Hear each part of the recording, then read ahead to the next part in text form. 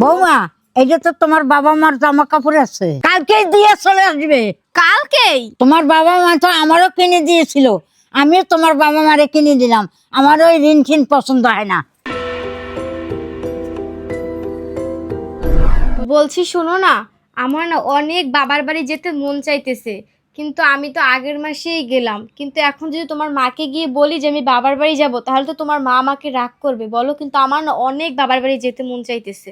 রাগ করবে না, এই তো গেলে 1 মাস আগে, আবার যাবা না 2-3 মাস পরে।